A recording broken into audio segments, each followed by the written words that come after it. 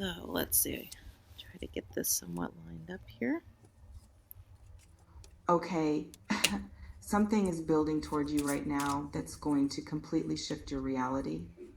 And when it lands, the shock of it is going to take your breath away. Not because it's bad, because it's so unexpectedly good. You're about to experience something you stopped believing was possible for you. Something you wanted so badly you eventually convinced yourself to stop wanting it. Something you gave up hope on. Let me describe what's happening. You may have been in survival mode for a while, just getting through each day, managing expectations, protecting yourself from disappointment by not hoping for too much.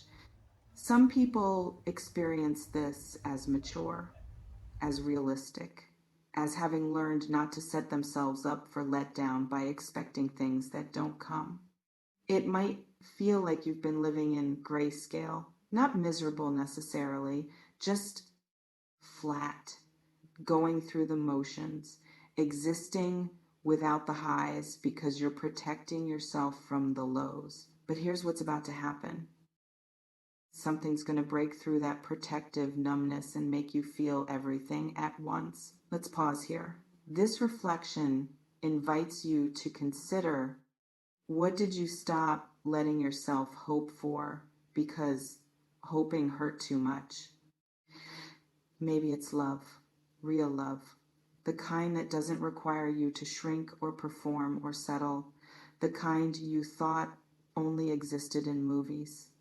You may have convinced yourself that kind of love isn't real, that everyone settles, that the best you can hope for is someone you're compatible with, even if they're not what you actually want. It's possible you're about to discover you were wrong, that the thing you thought was a fantasy actually exists, and it's coming toward you whether you're ready or not. Or maybe it's opportunity, professional, creative, financial, something that changes your trajectory completely, something that moves you from where you are to where you've been dreaming of being. Some people stop dreaming because dreaming without achieving feels painful, so they lower their expectations, make peace with less, convince themselves they're happy with good enough. You may have been one of those people, and you're about to remember what it feels like to want something and actually get it. It can feel terrifying when dreams start manifesting, like you don't know how to handle getting what you wanted, like you've practiced disappointment so long you forgot how to receive joy. This reflection invites you to consider, if something you stopped hoping for suddenly became real, would you know how to receive it? There's something specific about the intensity of this. It's possible pass out isn't an exaggeration. The shock of this is going to be physical. Your body is going to react. Adrenaline, disbelief, the need to sit down and process what just happened. Because when you've been braced for disappointment and you get delight, instead your nervous system doesn't know what to do with that. The relief is so intense it's overwhelming. You might cry, not sad tears, shocked tears, happy tears, the kind that come when pressure you've been holding finally releases. Some people don't trust good surprises. They immediately start looking for the catch, for what's wrong, for the reason this can't be real. You may do that too. Your first instinct might be skepticism. This is too good to be true, running through your mind on loop, waiting for the reveal that it's not what it seems. But sometimes things are exactly what they seem. Sometimes good things happen without catches. Sometimes you just get blessed without having to pay for it later. It can feel dangerous to fully believe in good news, like believing makes you vulnerable to devastation if it falls through, like staying skeptical protects you. But skepticism also prevents you from fully experiencing joy. You can't receive a gift while holding it at arm's length, examining it for flaws. This reflection invites you to consider, can you let yourself be shocked by something good without immediately questioning it? Let me talk about timing and why this is happening now. It's possible you've reached a point where you genuinely let go, where you stopped forcing, stopped pushing, stopped trying to make things happen through sheer will. And that surrender created space for something to enter that couldn't arrive while you were clenching so tight trying to control everything. You weren't giving up, you were releasing. There's a difference. Giving up is bitter, releasing is acceptance. Some people confuse the two. They think letting go means they failed, that if they were stronger or more faithful or more persistent, they could have made it happen. You may have felt that way, like releasing your grip on what you wanted was admitting defeat, like you should have kept fighting. But sometimes the fight is what's blocking the blessing. Sometimes you have to stop chasing for the thing to finally catch up to you. It can feel counterintuitive, like if you want something, you should pursue it relentlessly. And sometimes that's true, but other times the pursuing is what's pushing it away.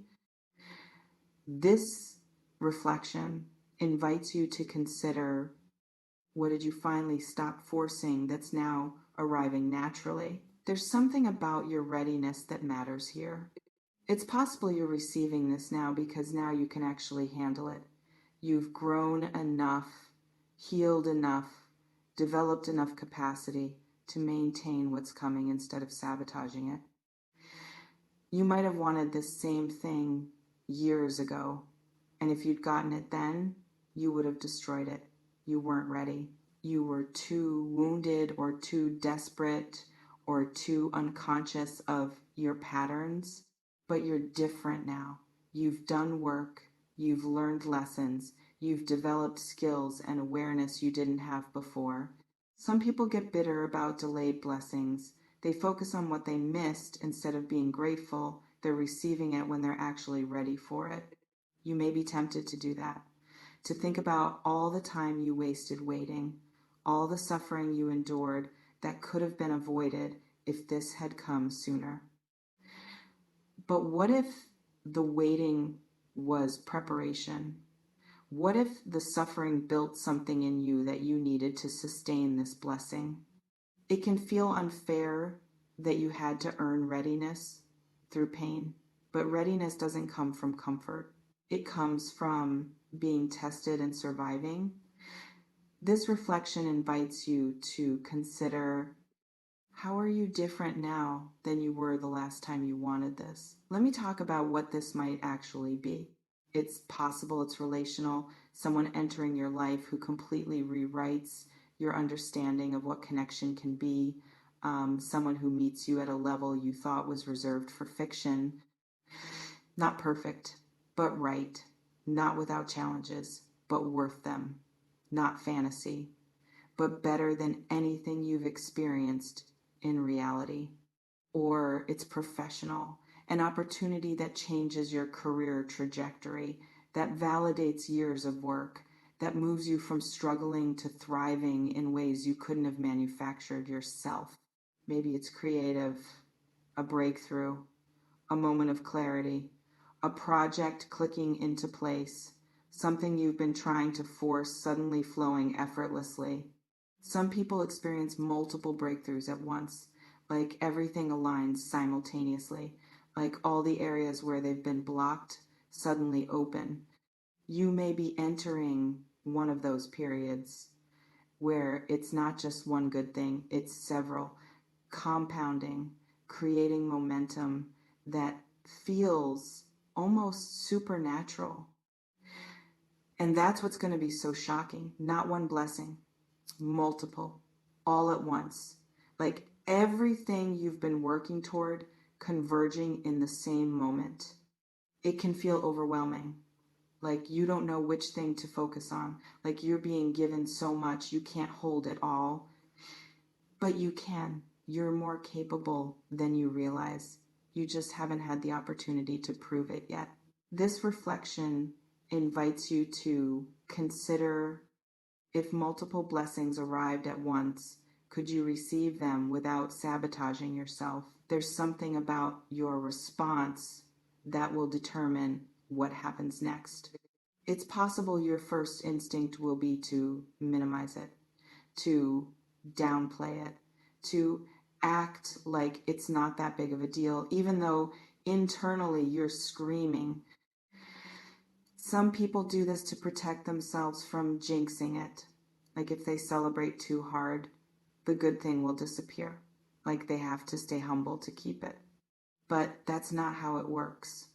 Good things don't disappear because you're happy about them. They disappear when you don't value them enough to maintain them. You can celebrate without arrogance. You can be grateful without being small. You can acknowledge that something incredible happened without fear, that acknowledging it makes it fragile. Some people also minimize because they're afraid of other people's jealousy, afraid that if they show they're happy, others will resent them or try to diminish it. You may worry about that, about how to share good news without making others feel bad, about how to be excited without seeming like you're bragging. But your joy doesn't diminish anyone else. Your blessing doesn't take from someone else's potential. You're allowed to be happy about good things happening to you. It can feel like you need to apologize for being blessed, like you should temper your excitement to make others comfortable. But you don't. Let yourself be fully joyful, fully grateful, fully shocked by the goodness arriving in your life. This reflection invites you to consider, will you let yourself fully celebrate, or will you minimize to protect yourself? You remain in complete control of how you respond to what's coming. You can receive it with open arms, with skepticism, with joy, with fear, with gratitude. The power is yours. It always has been. You may notice reading this has activated something. Maybe hope, maybe anxiety, maybe the desperate wish that this is actually about you and not just general encouragement. Whatever it is, honor it, take what resonates, softly release the rest, trust yourself. Before we close, I want to ask you something. What's one thing you stopped hoping for that would shock you if it actually happened? Drop it in the comments if you want to name it. And this, if something incredible happened, who's the first person you'd tell? Get ready, because you're going to pass out, and it's incredible. And the shock isn't the scary kind. It's the kind that reminds you that good things still happen, that dreams still come true, that hope isn't foolish. You've been braced for disappointment so long that delight is going to feel foreign, overwhelming, almost too much to process. Not eventually, soon. Trust yourself with this. Trust that you can handle good news as well as you've handled bad. Trust that receiving blessings doesn't make you selfish. Trust that you're allowed to be shocked by joy. I'll see you in the next one. And listen, incredible things happen to people who stop believing they will. You stopped believing. That's exactly when belief becomes unnecessary, because it's already on its way.